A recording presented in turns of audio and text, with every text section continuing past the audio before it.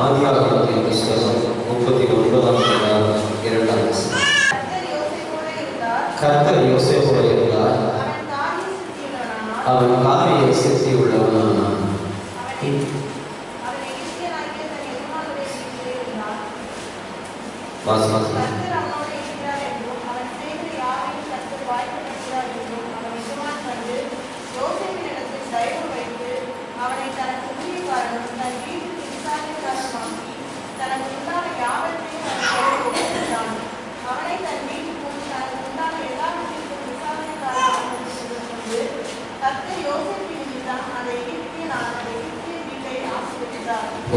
நாம் வாசித்த பகுதியில் யோசேப்பை குறித்து நாம் பார்க்கிறோம். கடந்த சில நாட்களாக சில பாத்திரங்களை மேலும் காண்பிக்கிற அடையாளப்படுத்துகிற சிலரை குறித்து நாம் பார்த்து வருகிறோம். அதில் முதலாவது நோவாவை குறித்து நாம் பார்த்தோம். நோவாவை தேவனாகிய கர்த்தர் அந்த திரள் கூட்டமான ஜனத்தின் மத்தியில் அவனை உத்தமனாக கண்டு அவனை கொண்டு கர்த்தர் பெரிய காரியங்களை செய்தார். அதாவது இன்னொரு உலகத்தை, இன்னொரு புதிய சகாப்தத்தை தேவனாகிய கர்த்தர் உருவாக்கினார். ஆனால் திரும்பவுமாக நாம் இன்னொரு பாத்திரத்தை குறித்து பார்த்தோம், ஆபிரகாமை குறித்து. ஆபிரகாம் தேவனாகிய கர்த்தரை அவனை ஆசீர்வதிப்பதற்கு அவனை விசுவாசத்தின் தந்தையாக அவனை காண்பித்து அவனை கொண்டு கர்த்தர் பெரிய காரியங்களை செய்தார் என்று சொல்லி பார்ப்பார். அதே போல இன்றைக்கு நாம் யோசேப்பை குறித்து பார்க்கிறோம், மோசேயை குறித்தும் பார்க்கிறோம். இப்பொழுது யோசேப்பை குறித்து பார்க்கிறோம். இவனையும் என் தேவனாகிய கர்த்தருடைய வேதம் வித்தியாசமாய் அடையாளப்படுத்துகிறதை நம்மால் பார்க்க முடிகிறது. இவர்கள் ஒவ்வொருவரை குறித்தும் நாம் பார்க்கும்போது என் தேவனாகிய கர்த்தர் இவர்களை கொண்டு நமக்கு சொல்லுகிற பெரிய காரியங்கள் உண்டு. இந்த யோசேப்பை பார்க்கும்போது யோசேப்போலே கர்த்தர் இருந்தார் என்று வசனம் சொல்லுகிறது. நாம் வாசிக்கும் போது இந்த வேத வசனம் அழகாக சொல்லுகிறது, கர்த்தர் யோசேப்போலே இருந்தார், அவன் காரிய சித்தி உள்ளவனானான், அவன் எகிப்தியனாகிய தன் எஜமானுடைய வீட்டில் இருந்தான் என்று சொல்லுகிறது. இந்த யோசேப்பினுடைய பிறப்பிலிருந்து அவனுடைய மரணம் வரைக்கும் உள்ள காரியங்களை நீங்கள் பார்க்கும்போது அவனை கொண்டு கர்த்தர் செய்த காரியங்கள் எவ்வளவாக இருந்தது என்பதையும் அந்த காரியங்களுக்கு காரணம் என்ன என்பதையும் நாம் ஆராய்ந்து பார்க்க வேண்டும். யோசேப்பை தேவனாகிய கர்த்தர் பிறப்பிலிருந்து அவனை திட்டப்படி தேவன் திட்டத்தின்படி யாக்கோபுக்கு தேவனாகிய கர்த்தர் தீர்மானித்தபடி அவனை கொடுத்து அவன் மேல் யாக்கோபு மிகவும் அவன் மேல் பற்றுதலாக இருந்தான், அவன் மேல் அதிக அன்பு செலுத்தினான். ஆனாலும் தேவனாகிய கர்த்தர் அவன் மேல் செலுத்துகிற அன்பின் நிமித்தமாக அவனை சாதாரணமாக உலகபூர்வமாக அவனை வளர்த்து கொண்டு வரவில்லை.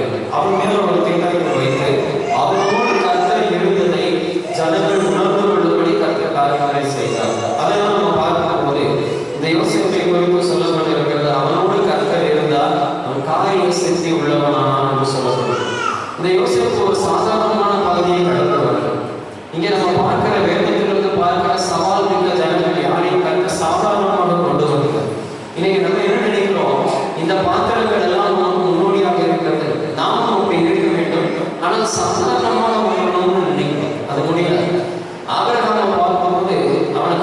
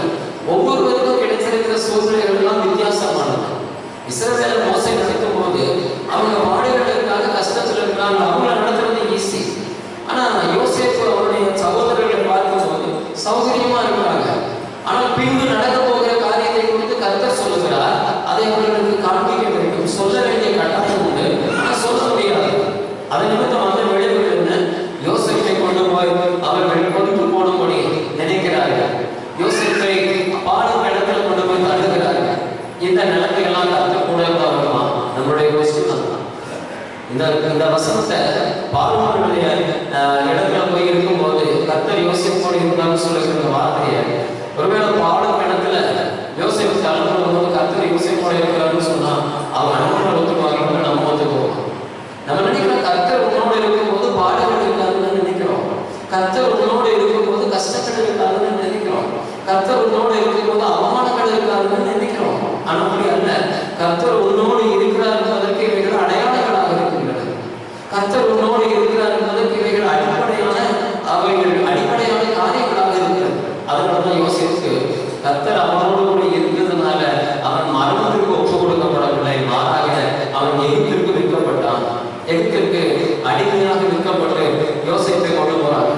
யோசேப்பு அங்க போகும்போது கர்த்தர் அவனோடு இருக்கிறார்கள் அவன் நினைச்சாலும் தெரியாது. அவனோடு போனார், அடிமையோடு போனார். அங்கேதான் வசனம் சொல்லுகிறது, அவன் பார்வோனுடைய வீட்டில் இருந்தான். யோசேப்பை எகிப்துக்கு கொண்டு போகப்பட்டான். பார்வோனுடைய பிரதானியும் தலைவர்களில் அதிபதியுமாகிய போத்திபார் எகிப்து தேசத்தான் அவனை அவ்விடத்திலிருந்து கொண்டு வந்த இஸ்மவேலரிடத்தில் விலைக்கு வாங்கினான். கர்த்தர் யோசேப்போடு இருந்தார், அவன் காரிய சக்தி உள்ளவன். நீங்க நல்லா பாருங்க, அடிமையோட கர்த்தர் இருந்திருக்கிறார். இஸ்மவேலர் இடத்திலிருந்து வாங்கப்பட்ட அடிமையிடத்துல கர்த்தர் இருந்திருக்கிறார். நீங்க நிறைய நேரங்களில் நம்ம வருகிற பாடுகள் கர்த்தர் இருக்கிறாரு. உன்னுடைய வாழ்க்கையில வருகிற தாழ்வான இடங்கள் கர்த்தர் இருக்கிறார். உபத்திரவமான சூழ்நிலைகள் கர்த்தர் இருக்கிறார். நிறைய பேருடைய வாழ்க்கையில என்னைக்கு ஒரு வாழ்க்கையில் ஒரு டர்னிங் பாயிண்ட். நீங்க எப்படி ஆண்டவரை தெரிஞ்சுக்கீங்க? எனக்கு இவ்வளவு பெரிய போராட்டம் வந்துச்சு பாருங்க, இவ்வளவு கொடூரமான ஒரு வியாதி வந்துச்சு பாருங்க, இவ்வளவு கஷ்டமான ஒரு சூழ்நிலை வந்துச்சு பாருங்க, அங்கதான் கர்த்தர் இருக்கிறார். யோசேப்பினுடைய பாடுகள் கர்த்தர் அவனோடு கூட வந்திருக்கிறார். அதனாலதான் எகிப்து தேசமாக இருக்கிறார், எகிப்து அடிமைத்தனமாக இருந்தாலும் கர்த்தர் அவனோடு இருந்தார். கர்த்தர் அவனோடு இருந்ததுனால என்ன நடந்தது என்பதை குறித்துதான் நாம் பார்க்கிறோம். முதலாவது காரியம் சொல்லப்பட்டிருக்கிறது, அவன் காரிய சக்தி உள்ளவனானான் என்று சொல்லப்பட்டது. அவன் காரிய சக்தி உள்ளவன் என்று சொன்னால் எல்லா காரியங்களையும் வாய்ப்பாக்குகிறவன் என்று அர்த்தம். நீங்க யாரோட கர்த்தர் இருக்கிறாரோ அவர்களை கொண்டுதான் காரியங்கள் வாய்க்கும். இன்னைக்கு உன்னோட கர்த்தர் இருக்கிறாரோ அவர்களை கொண்டுதான் காரியங்கள் வாய்க்கும். நீ தள்ளப்பட்ட ஆளா இருக்கலாம், புறக்கணிக்கப்பட்ட ஆளா இருக்கலாம், சபிக்கப்பட்ட ஆளாக இருக்கலாம், அநேக குற்றம் சாட்டப்பட்ட ஆளாக இருக்கலாம். காரியம் உள்ளவர்களுக்குதான் நடக்கும், காரியம் உள்ளவர்களுக்குதான் நடக்கும். மற்ற காரியங்கள் எல்லாம் பேசணும், யார் வேணாலும் என்ன காரியங்கள் இருந்தாலும் பேசலாம், எதை வேணுமானாலும் சொல்லலாம், அறிவுரைகள் சொல்லலாம், ஆடம்பரங்கள் பண்ணலாம், எல்லாம் பண்ணலாம். ஆனால் காரிய சக்தி உள்ளவனாக இருக்க வேண்டும். ஏன் இந்த காரிய சக்தி உள்ளவனானா எகிப்திலே அநேக காரியங்கள் நடப்பதற்காக கர்த்தரை அவனை கொண்டு போனார். அவனுடைய அந்த மாதிரி என்ன காரியம், இவனை வித்துட்டோம், வித்து காசு வாங்கிட்டோம், அவ்வளவுதான் அவங்களுக்கு சந்தோஷம். ஆனா எகிப்து தேசத்தையே அங்கேயே இருக்கக்கூடிய அனைவருக்கும் மத்தியில் அவனை உயர்த்த வேண்டும் என்பது தேவதிட்டம். அதனால்தான் அவனோட கர்த்தர் இருந்தார் என்று சொல்லப்பட்டிருக்கிறது. 5ஆம் வசனத்தை வாசிக்கலாம்.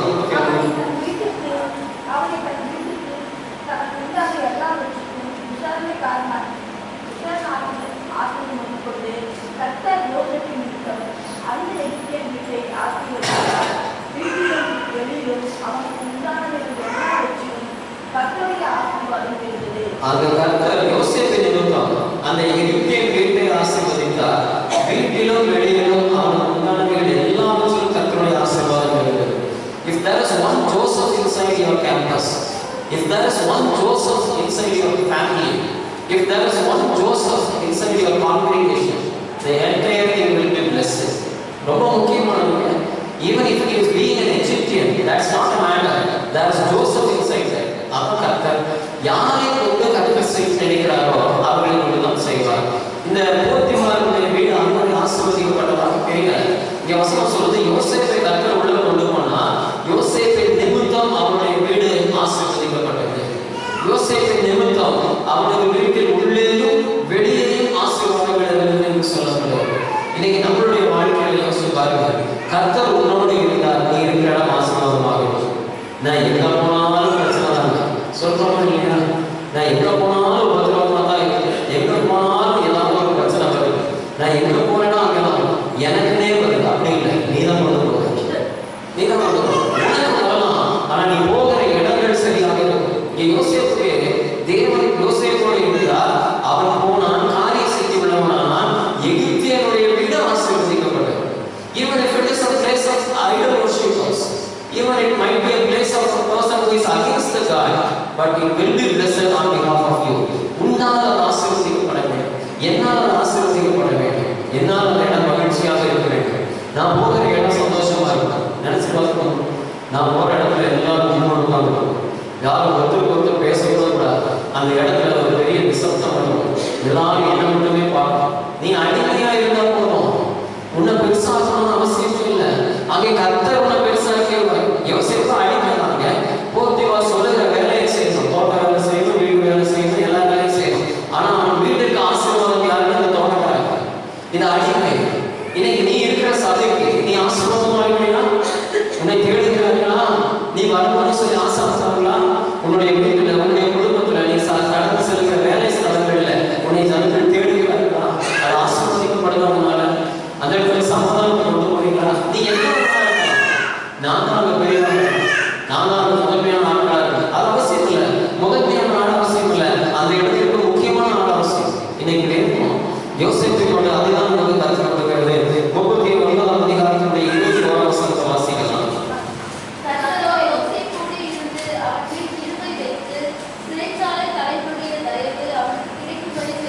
கர்த்தர் யோசேப்போட இருந்து அவன் மேல் கிருபை வைத்து சிறைச்சாலை தலைவனுடைய தயவு அவனுக்கு கிடைக்கும்படி செய்தார். கர்த்தரோ யோசேப்போட இருந்து என்று சொல்லப்படுறது. நம்ம போனதை பார்த்து இந்த ஆசாரிய மோசே, கர்த்தர் மோசேயை நோக்கி ஆண்டவர் ஒவ்வொருத்தரும் ஒரு காரியத்தை வச்சிருக்காரு. அந்த ஆசை வைக்கிறாரு யோசேப்பு மேல. நான் சொல்றது, கர்த்தர் யோசேப்போட இருந்து அவன் மேல் கிருபை வைத்து சிறைச்சாலை தலைவனுடைய தயவு அவனுக்கு கிடைக்கும்படி செய்தார். சிறைச்சாலையில போட்டாங்க யோசேப்பு. அவனுடைய கதைசரத்திலும் நமக்கு நல்லா தெரியும். யோசேப்பு அடிமையாக இருந்தால் அவன் மேல குற்றப்படி சுமத்தப்படுகிறது. சிறைச்சாலையில போட்டாச்சு.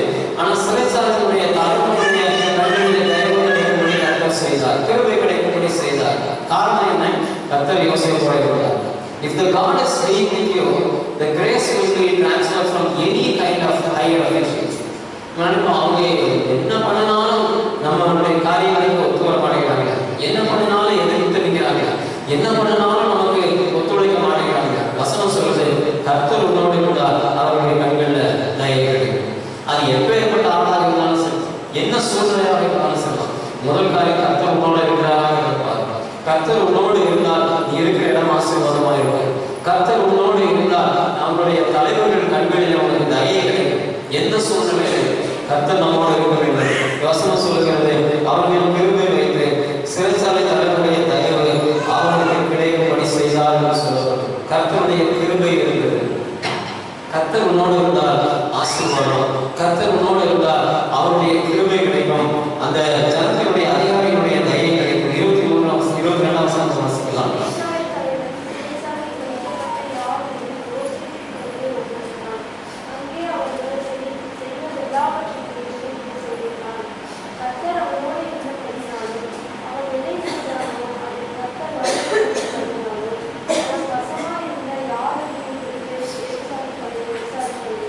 கர்த்தர் அவனோடு இருந்தபடியினாலும் அவன் எதை செய்தாலும் அதை கர்த்தர் வாய்க்கால் பண்ணினபடியினாலும் அவன் வசமாக இருந்த யாவரை குறித்தும் சிறைச்சாலை தலைவர் விசாரிக்கவில்லை.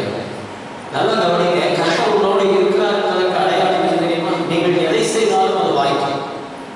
சில நேரத்தில் கேட்போம், கர்த்தருடைய சித்தமா? உண்மைதான், நீங்க தேவ சித்தமான கேட்கறது நல்லதுதான். ஆனா ஆண்டவர் உனக்கு சித்தம் சொல்ல மாட்டார். நீ பலிகளை அதான் உனக்கு சித்தம், நீ அதை கடவை அதான் உனக்கு சித்தம், நீ இந்த வேலை செய்யதான் உனக்கு சித்தம். அப்படி இல்லை, நீ சுத்தமா இருக்கிறதான் தேவ சித்தம். நீ எதை வேணாலும் செய்ய. இங்க வசனம் சொல்றது, ஆண்டவர் சித்தம் வைக்கல இவனை கொண்டு போய் பாடக்கிழமை போடணும், ஆண்டவருடைய சித்தம் இல்லை இவனை கொண்டு போய் விற்கணும்னு. எல்லாம் நடக்கும், ஆனா கர்த்தர் கூட இருப்பார். அவ்வளவுதான். இங்க சிறைச்சாலைக்கு போகலாம், எவனுக்காவது தேவன் அப்படி சித்தம் இருப்பார் சிறைச்சாலைக்கு நடக்கணும்னு சொல்லி அந்த பகுதிக்கு அதிபதியாக கர்த்தர் வைக்கணும் திட்டப்பட்ட. The base will be in different angle, but the thing is that God should be with you. கர்த்தர் உன்னோடு இருக்க வேண்டும். நீ சுத்தமா இருந்தா போதும், நீ செய்வது எல்லாம் வாய்க்கும். இங்கே வசனம் சொல்லுகிறது, யோசேப்போடு இருந்தபடினாலும் அவன் அவன் எதை செய்தாலும் அது எல்லாம் கர்த்தர் வாய்க்க பண்ணினபடினாலும் whatever he does, everything was success. அதான் நீங்க எதை செய்தாலும் நீங்கள் செய்கிறது வாய்க்கும்படி கர்த்தர் செய்வார். கர்த்தர் உன்னோடு இருக்கிறது. It is not a simple thing, but it is a very difficult thing. கர்த்தர் உன்னோடு இருக்கிறது என்பது சாதாரணமான காரியம் இல்லை. ஆனால் கர்த்தர் உன்னோடு இருப்பார் என்றால் உங்களுக்கு எல்லாமே சாதாரணமாக இருக்கும். எல்லாம் சாதாரணமாக இந்த எந்த சூழ்நிலையிலும் யோசேப்பு தேவனை விட்டு பிரிவாங்க இல்லையா? எல்லாம் அநியாயமாக அந்த செய்யாத தவறுக்கு குற்றம் சாட்டப்பட்டார். செய்யாத காரியங்களுக்கு அவன் விரோதமாக, சகோதரருக்கு விரோதமாக எதையும் நினைக்கல, எதையும் செய்யணும்னு நினைக்கல. அவர்களால் நிற்கப்பட்டான். இங்க வந்து அவன் வீட்டுல உண்மையாக இருந்தான். அவனுக்கு எதிர்கொண்டு வந்த எல்லா விதமான பாவ காரியங்களும் எதிர்த்து நின்றான். அதுக்கு உடன்படல. ஆனால் சிறையில போடப்பட்டான். ஆனால் கர்த்தர் அவனோடு கூட இருந்தார். இன்னைக்கு அவனோடு கூட இருந்ததுனால வசனம் சொல்லுகிறது, அவன் செய்த எல்லாவற்றையும் வாய்க்க செய்தார். இன்னைக்கு நீங்க என்ன செஞ்சாலும் வாய்க்கும், நீ எதை செய்தாலும் அது வாய்க்கும். ஆனால் கர்த்தர் கூட இருக்க முடியுமாங்கிற மட்டும் பாருங்க. நம்ம செய்யற தொழில, நம்ம செய்கிற காரியத்துல கர்த்தர் கூட இருக்க முடியுமான்னு பாருங்க. நீ செய்கிற வேலையில கர்த்தர் கூட இருக்க முடியுமான்னு பாருங்க. நீங்க பேசுகிற பேச்சுல கர்த்தர் கூட இருக்க முடியுமான்னு பாருங்க. உங்களுடைய காரியங்களில கர்த்தர் கூட இருக்க முடியுமான்னு பாருங்க. அவர் கூட இருந்தால் அது வாய்க்கும், அவர்கள் வாய்க்காது. நம்ம சோதனையா இருப்போம், ஏமாறுவோம், துணிகரமா காரியங்கள் செய்வோம். அப்ப ஆண்டவர் நம்மளோட இருக்க மாட்டார். அப்புறம் எப்படி காரியம் வாய்க்கும்? நீ எதை உண்மையாய் செய்கிறாயோ அதுல கர்த்தர் கூட இருப்பார். அந்த காரியத்தை வாய்க்க பண்ணுவார். சிறைச்சாலையின் தலைவன் அவரை விசாரிக்கவில்லை என்று சொல்லப்பட்டது. அவன் எதை செய்தாலும் வாய்க்கலை. அப்புறம் அவனை கூட விசாரிப்பதற்கு அவன் விசாரிக்கவில்லை. ஆதியாகமத்தின் புத்தகம் 40ஆம் அதிகாரம் 22ஆம் வசனம்.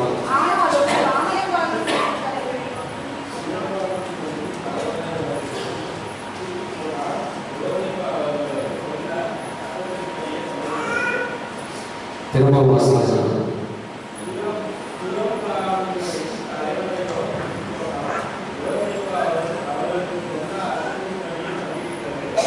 யோசேப்பு சொன்ன அர்த்தத்தின்படியே அது சம்பவித்தது என்று சொல்றது. கர்த்தர் உன்னோடு கூட இருப்பாரே ஆனால் நீ சொன்னபடியே காரியங்கள் சம்பவிக்கும்.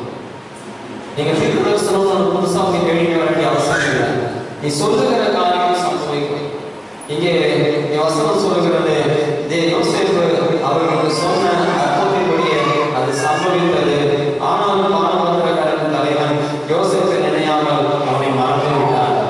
Whatever the thing which happens, for the result it will be zero. அது ஒரு காரியம் கிடையாது. நான் சொன்னா அவனுக்கு சம்பவிக்க போற காரியத்தை சொன்னான். அது கூடவே மனுஷத்துல ஒரு சின்ன விட்ட போறான். அந்த இடத்துல ராஜாவுக்கு முன்பாக நிற்கும்போது இந்த காரியத்தை நினைத்து எனக்கு தயவு செய்யும்படி எதையாவது செய்வாங்க. ஆனா மறந்துட்டான். இன்னைக்கு நிறைய நேரங்களில் அப்படிதான் தேவனாகிய கர்த்தர் நமக்கு கொடுத்திருக்கிற எல்லா தரவுகளும் மத்தியில சில நேரங்கள் மனுஷனுக்கு அப்படியே லேசா உணர்ந்து பார்ப்போம். ஆனா மறந்துடுவாங்க. அந்த காரியம் சுத்தமா மறந்து போயிடும். ஆனா இந்த வசனம் சொல்லுது, அங்கே அவன் சொன்னபடியே அவன் அர்த்தத்தின்படியே சம்பவித்தது. ஆனா கர்த்தர் சொல்லுகிற காரியத்தில் மாற்றம் இருக்காங்க. ஆண்டவர் செய்ய நினைக்கிற மாற்றமே இருக்காது. ஆனால் அதன் நிமித்தம் நீ எதிர்பார்க்கிற காரியங்கள்ல மாற்றம் இருக்கு. அதன் நிமித்தம் நீ எதிர்பார்க்கிற சின்ன சின்ன காரியங்கள்ல மாற்றம் இருக்கு. அதுல அவைகள் வித்தியாசமாக சம்பவிக்கும். ஆனால் கர்த்தர் சொன்னபடியே காரியங்கள் நடந்தது. 41ஆம் அதிகாரத்தினுடைய 39ஆம் வசனத்தை வாசிக்கலாம்.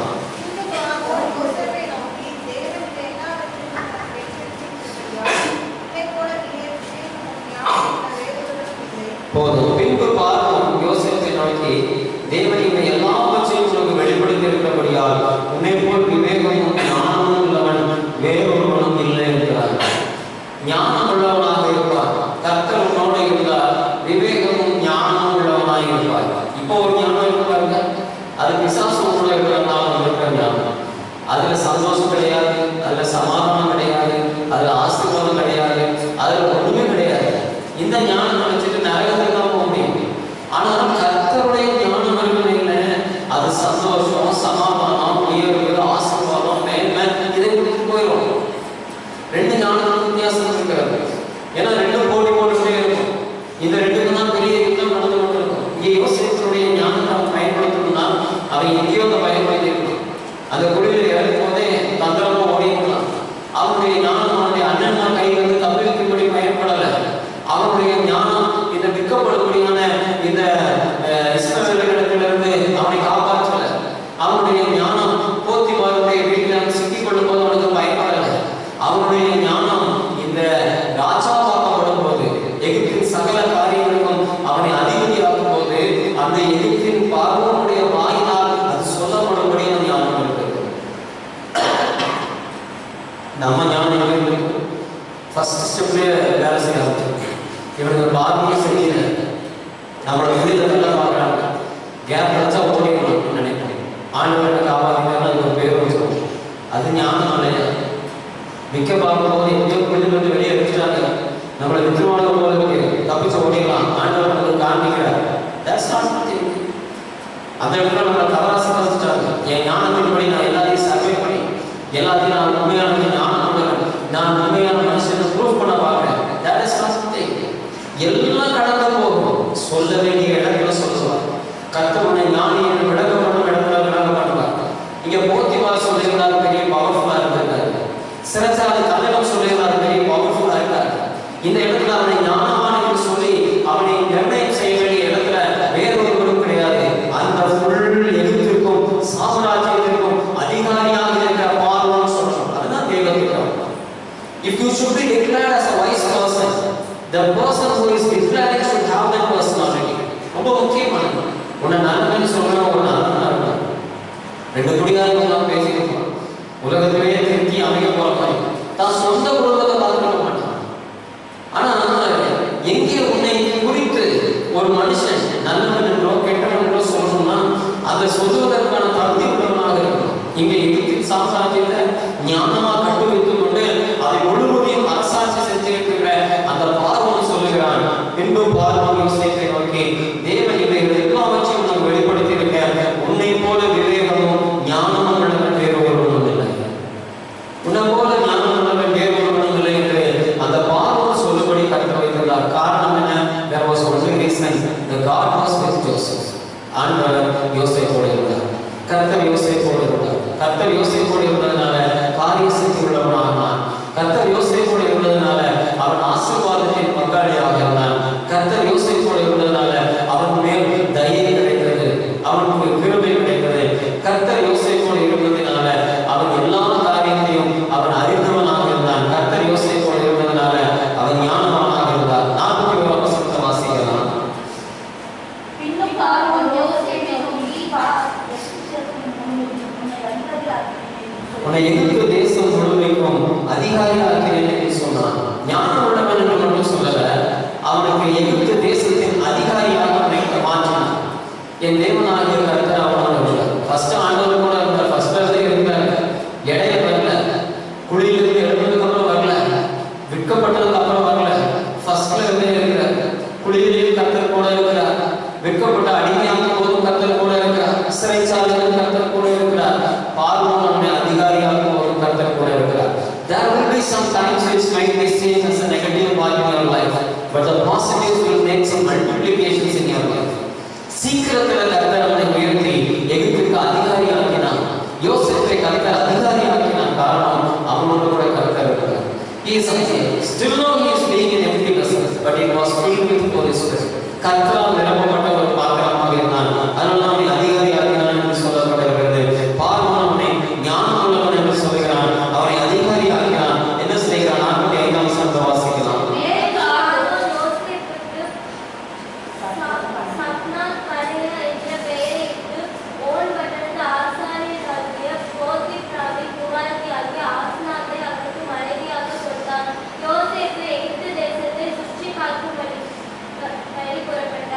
எகிப்து தேசத்தை அடிமையாக வந்தவன் எகிப்து தேசத்துல அவன் அதிகாரியாக சுற்றி பார்க்கும்படி புறப்பட்டான் என்று சொல்லப்படுகிறது. கர்த்தர் ஒரு மனிதனோடு கூட இருந்தால் அவனை அப்படி உயர்த்துவார். If the God is being with you, you will be uplifted to the extreme level. அது ஒரு மினிமம் லெவலா இருக்காது. போதும்னு சொல்லுகிற அளவுக்கு இருக்காது. போதும்னு நீ சொல்லுகிற அளவுக்கு கர்த்தர் உன்னை மிக உயர்ந்த ஸ்தானத்திற்கு போய் நிறுத்துவார். இந்த லெவலுக்கு வந்தா போதும்னு நினைச்சிட்டு இருக்கலாம். ஆனா அப்படி அல்ல. யோசேப்பை கர்த்தர் உயர்த்தினார். Only the thing the Bible says that the God was with Joseph. கர்த்தர் யோசேப்போடு இருந்தார். இன்னைக்கு நம்மோடு கர்த்தர் இருக்கிறாரா? நம்மோடு கர்த்தர் இருக்கிறாரா? நம்மோடு கர்த்தர் இருக்கிறாரா என்பதற்கு என்ன அடையாளம் இருக்கிறது? யோசேப்பை கடைசி வரைக்கும் முறுமுறுக்கவும் இல்லை, பாவம் செய்யவும் இல்லை. நிறைய டெஸ்ட் வந்தது, நிறைய சூழ்நிலைகள் வந்து, சிச்சுவேஷன்ஸ் வந்தது. ஆனால் ஒன்றிலும் அவன் தவறு செய்யாதபடிக்கு அவன் கர்த்தரை தன்னோடு கூட வைத்திருந்தான். கூட இருந்தாலும் சொல்றதை விட கூட வச்சுக்கிட்டான்னு சொல்லணும். அதனால யோசேப்பு கர்த்தரை தேவனை தன்னோடு கூட வைத்துக் கொண்டார். அதனால அவங்க கூட இருக்காங்க. இன்னைக்கு நம்ம வீட்டுக்கு யாரும் இருக்கு உள்ள வரும்போதே அவங்க பார்வையிலேயே அவங்க காஃபியில் குடிக்கிறது இல்லைன்னு சொல்லிடுவாங்க. நல்லா காஃபி குடிக்கிறாங்க நம்ம பார்த்தோம், காஃபிலாம் நான் நிறுத்திட்டே கிடைக்கணும், ஏன் அவங்க போய் வேண்டாம்னு சொல்லணும் குடிக்கிறது. அதுக்கப்புறமா கொஞ்சம் ஒரு சிரிப்பே வரும். இப்படிப்பட்ட ஜனங்களாக இருக்கும். நம்மளோட கூட தங்குகிறவர்கள் கூட, நம்மளுடைய உடன்பிறப்புகள் கூட நம்ம வீட்டில் வந்து ஒரு நாள் தங்குவாங்க. அவ்வளவு மோசமான ஒரு அங்கீகாரத்தில் உள்ள ஜனங்களாக இருக்கும். கர்த்தர் எப்படி தங்குவது? உன்னை போல பாவமான ஒரு மனுஷனே உன் வீட்டில் தங்கலைன்னா, உன் வீட்டில் ஒரு ரூபாய் சாப்பிடலைன்னா, ஒரு டம்ளர் தண்ணி குடிக்கலைன்னா கர்த்தர் எப்படி இருப்பார்? யோசிப்பாரு. தேவனாகிய கர்த்தர் உன்னோடு கூட இருக்க வேண்டும். உன் வீட்டிலே இருக்க வேண்டும். நீ வேலை செய்கிற தொழில் ஸ்தலத்தில் இருக்க வேண்டும். அப்படி யாராவது ஒருத்தர் நம்ம வீட்டில் இருக்கிற யார் விதமாக வந்துட்டா கூட நம்மளால பொறுத்துக்க முடியாது. முறுமுறுப்போம், சண்டை போடுவோம், எதையாவது ஒரு காரியத்தை செஞ்சுட்டே இருக்கும். கர்த்தரை முயற்சி வச்சுக்கணும், அவரை முயற்சி வச்சுக்கணும். வரவங்க யாரும் ஒரு உத்தரவு கொடுத்து போகிறது கிடையாது. வரும்போது ஏதாவது திருமணம் வாங்கி வந்து கொடுத்துட்டு போகும்போது அவங்க கையில் காசு கொடுத்துட்டு தான் போவாங்க. அப்படிப்பட்ட ஜனத்துக்கு முன்னாடி என்ன முடியுங்க? ஆண்டவர் உனக்கு பாடுகளை கொண்டு வருவார், உனக்கு பால் கிணத்தை கொண்டு வருவார், உன்னை அடிமையாக இருக்கப்படப்படி கொண்டு போவார். ஆண்டவர் உன்னை போத்திவார், உன்னை வீட்டில் வேலைக்கு கொண்டு போய் வைப்பார், சிறைச்சாலையில் வைப்பார். அவர் என்னைக்காவது உன் வீட்டில் வச்சுருக்கீங்கன்னா யோசிப்போட இருந்தாலும் கதை கேட்கறது நல்லா இருக்கும். ஆனால் உன்னோடு கருத்து இருப்பதற்கான தகுதி இருக்கிற மாதிரி யாராக இருக்கும். கர்த்தர் உன்னோடு கூட தங்குவதற்கு வீடு சரியானதாக இருக்கிறான்னு பாரு. அடுத்தவங்களே கூட சொல்லியிருக்காரு, மற்ற எல்லா சூழ்நிலைகளையும் சொல்லியிருக்காரு. ஒரு ஞானத்தை பயன்படுத்தி கர்த்தர் தள்ளிட்டு இருக்காரு. உன்னுடைய ஞானத்தை பயன்படுத்தி தேவனாகிய கர்த்தருடைய சமூகத்தை விட்டு ஓடி இருக்காரு. ஏன் விசாசமாய் தேவ சமூகத்துல அவர்களோடு இருக்கும்படி, அவர்களோடு தங்கும்படி, கர்த்தர் தன்னோடு இருக்கும்படி யோசித்து எல்லாத்தையும் சரியாக வைத்துக் கொள்ளும். இந்த வானபாத்திரக்காரங்களாக போகும்போது மறந்துக்க மாட்டான். ஆனா யோசிப்பு செய்த காரியத்தை கர்த்தர் விரும்பாதனால அவனுக்கு மறதியை கட்டளை. இல்லைன்னா எப்போ அவனுக்கு அப்போ ஞாபகம் வருது. ரொம்ப நாளைக்கு அப்புறம் ராஜாவுக்கு ஒரு கலந்து வரும்போது ஞாபகம் வந்தது. ஆனா இன்னைக்கு அடுத்த நாளே மறந்துட்டான். காரணம், மனுஷனை நம்பும் போது, மனுஷனை திருப்திப்படுத்தும் போது, மனுஷனை சார்ந்திருக்கும் போது அவர்கள் மறந்து போவார்கள். கர்த்தரை உன்னோடு வைத்துக்கொள், தேவனை உன்னோடு வைத்துக்கொள். கர்த்தர் உன்னோடு இருக்கும்போது நீ காரியம் செஞ்சு உள்ளவனாக இருப்பாய், நீ ஆசீர்வாதம் உள்ளவனாக இருப்பாய், தயவு பெற்றவனாக இருப்பாய், நீ அதிகாரம் உள்ளவனாக இருப்பாய், ஞானம் உள்ளவனாக இருப்பாய், சகலத்திற்கும் அதிபதியாக இருப்பாய், நீ தாழ்த்தப்பட்ட இடத்துல உயர்த்தப்பட்டவனாக இருப்பாய். உன்னுடைய காரியங்கள் எல்லாம் வாய்ப்பாய். அதுக்கப்புறம் தான் நீ வயசா, அதுக்கப்புறம் தான் கிணற்றோட அடிமையான இவங்க எல்லாரும் கருத்து. அதுக்கப்புறம் தான் கேட்க முதல்ல you have to come to the first stage. உன்னை கருத்து உயர்த்தி காரியங்களை கொண்டு வருவார். நம்மளுடைய நிலைமை என்னை கிணத்துல போனான்னா நான் அங்கிருந்து அடுத்த ஸ்டெப்பு போகிறதுக்கு அவன் கிணத்துல விடுவோம். இதுதான் உன்னுடைய முதல் ஜெபமாக இருக்கும். என்னை வித்துட்டான்னா அவனை 4 பேர் ஒரு வேலைக்கு வாங்கியிருக்கேன். என்னை அடிமையாக்கிட்டானா அவன் கருத்து அடிச்சிருக்கணும். இல்லை, that's not the plan. You have to get the throne. நீங்க பாருங்க, நம்ம சங்கீத பகுதியில் அதெல்லாம் பார்ப்போம். இஸ்ரவேலில் எகிப்தில் நடந்த காரியங்கள் ஒன்றும் இஸ்ரவேலுக்கு பிரயோஜனப்படாது.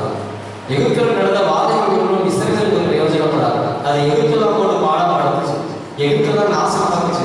அதுல திருப்தி அடைஞ்ச இஸ்ரவேலர்கள் தான் சொன்னாங்க, திரும்பவும் நாங்கள் எகிப்துக்கு போகணும்னு சொல்லி. ஆனால் மாகாணம் தண்ணீரை மாற்றினவர், கண்மலையை தண்ணீர் தடாகமாக மாற்றினவர் இஸ்ரவேலுக்கு செய்தார்கள். யோசேப்பு வேலையாளர் அண்ணன்மாருடைய அடிமைத்தனம் இல்லை, அண்ணன்மார் விசாரிக்கப்பட வேண்டிய காரியம் இல்லை. அவனுக்கு விரோதமாக பொய்யாக போலியாக தவறை இணைந்த போத்திவாருடைய மனைவி சிறை வைக்கப்பட வேண்டியது அல்ல, அவன் சிங்காசனத்துக்கு போகணும். அதுதான் தேவ திட்டம். உன்னுடைய காரியம் என்ன? உன்னுடைய தனிப்பட்ட காரியம் என்ன? We is bothered about think what happens in our life. We are not at all bothered about what is going to happen in our life. We are bothered only about the thing who is going against us. நமக்கு விரோதமா நம்முடைய ஞானத்தின்படி குற்றவாளிகளாக தீர்க்கப்படுகிறவர்கள் என்ன நிலையை அடைகிறார்கள் தான் பார்க்கணுமே தவிர உன் நிலைமை என்னாச்சுன்னு பார்க்கவே இல்லையே. அதை பார், அங்கே கர்த்தர் உன்னோடு இருப்பார், கர்த்தர் உன்னோடு இருப்பார், கர்த்தர் உன்னோடு இருப்பார். அதை யோசித்து என்ன செய்தார்? அவனுக்கு விரோதமாக எழுப்பினவர்களையும் தன்னோடு சேர்த்துக் கொண்டார். If God is being with you, you will get the people who is against you. You will never take revenge over them. அவர்களுக்கு எதிராக செயல்படுகிற ஒரு பிரயோஜனமும் கிடையாது. தன் தகப்பனை பார்க்கும்படி கர்த்தர் அவனுக்கு திரும்பவும் தகுதி கொடுத்தாருன்னு சொல்லி சந்தோஷப்பட்டான். கர்த்தர் அவனோடு இருந்தார், கர்த்தர் அவனோடு இருந்தார். எகிப்தில இந்த ஜனங்களை நகர்த்தி வெளியே கொண்டு போக மட்டும் அவனுடைய சடலமும் எலும்புகளையும் எகிப்துக்குள்ள கர்த்தர் வைத்திருந்தார். காரணம், எகிப்தை கர்த்தர் யோசேப்பு நிமித்தம் ஆசீர்வதித்தார். அது ரொம்ப முக்கியமான The enemy, the people who is being enemy, they are getting blessed because of Joseph. எகிப்து இஸ்ரவேலுக்கு விரோதமாக எழும்பின போதும் எகிப்தின் ஆசீர்வாதத்திற்கு யோசேப்பின் எலும்புகள் காரணமாக இருக்கிறது. நீ இருக்கிற இடத்துல உனக்கு எதிராளியாக இருந்தாலும் ஆசீர்வாதத்திற்கு காரணமாக இருக்கும். காரணம் கர்த்தரோடு இருக்கிறார்கள். கர்த்தரோடு இருக்கிறார். நான் நினைக்கிறேன் எகிப்து ஆசீர்வாதமாக இருக்கிறான். கர்த்தர் யோசேப்பின் எலும்புகளோடு வரைக்கும் இருக்கிறார். கடைசி வரைக்கும் இருக்கிறார். இன்னைக்கு நம்மளோட கர்த்தர் இருக்கணும். நீ செத்தாலும் என் தேவனாகிய கர்த்தர் நீ எலும்புகளோடு இருக்க வேண்டும். அதுதான் நீ வாழ்வதற்கு அர்த்தம். அதுதான் யோசேப்பை கொண்டு காரணம். நீங்கள் தெரிந்து கொள்ள வேண்டிய காரணம். யோசேப்பு உயர்த்தினார், என்னை உயர்த்துவார். யோசேப்பு போராடாமல் எனக்கு போராடாமல் இதெல்லாம் பேசுறதா பழைய கதை. You survey whether the God is with you.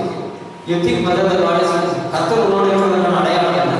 உன் உயர்வுகள் அடையாளம், உன் மேன்மைகள் அடையாளம், உன் போராட்டங்கள் அடையாளம், உன் பொறுமை அடையாளம், உன் சகிப்பு அடையாளம், நீ சந்திக்கிற சூழ்நிலைகள் அடையாளம், இவைகளின் மத்தியில் உன் உயர்வுகள் அடையாளம். இன்னைக்கு கர்த்தர் நமக்கு கற்றுக் கொடுக்கிற காரியம் அதுதான். கர்த்தர் யோசேப்போடு இருந்தார், அவன் காரிய சிந்தி உள்ளவனானான். கர்த்தர் யோசேப்போடு இருந்தார், அவனை கர்த்தர் ஆசீர்வதித்தார்.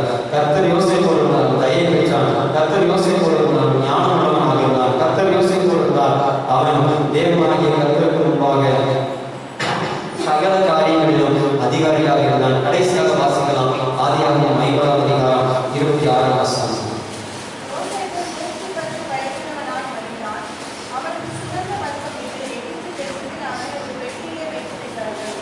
திரும்ப வாசிக்கலாம். யோசேப்பு 110 வயதுள்ளவனாகி மரித்தான். அவனுக்கு சுகந்த வர்க்கம் விட்டு எகிப்து தேசத்தில் அவனை ஒரு பெட்டியில் வைத்து வைத்தார்கள். காரணம் எகிப்துக்கு அவன் பொக்கிஷமாக இருக்கிறான். இஸ்ரவேல் எகிப்தின் பொக்கிஷமாக இருக்கிறார். இன்னைக்கு தேவ வசனம் சொல்லுகிறது, நீ செத்தாலும் ஒரு பகுதிக்கு பொக்கிஷமாக இருப்பான். நிறைய ஆலயங்களுக்கு போய் பாருங்க, ஆலயத்தை பார்த்தோம்னா மிஷினரிகளை அடக்கம் பண்ணின கல்லறைகளை கூட இருக்கு. அதை பார்க்கும்போது தான் அந்த தரிசனம் நமக்கு தெரியும். ஆலயத்தை பார்த்தா நம்முடைய பிரம்மாண்டமும் தெரியும். இன்னைக்கு நீ எகிப்துக்கு பொக்கிஷமாக இருப்பான். அப்போ அவங்க ஒழிஞ்சான்னு நினைக்கிற அளவுக்கு வாழ்க்கை வச்சுக்கிறாங்க. அவனை எகிப்திலே அகல வர்க்கமிட்டு எகிப்து தேசத்தில் அவனை ஒரு பெட்டியில வைத்து வைத்தார்கள் என்று சொல்லப்படுகிறது. His body was not transported or it was not transformed to some other place. It was kept as a property at Egypt. அங்கே தேவன் அதை ஆசீர்வதித்தார். இன்னைக்கு உங்கள் எலும்புகள் கூட கர்த்தருடைய ஆசீர்வாதத்தை கொடுக்கிறதாக இருக்க வேண்டும். நீங்கள் தேவனாகிய கர்த்தருக்கு உண்மையாக இருக்கும்போது, கர்த்தர் உன்னோடு இருக்கும்போது இந்த காரியங்கள் சம்பவிக்கும்.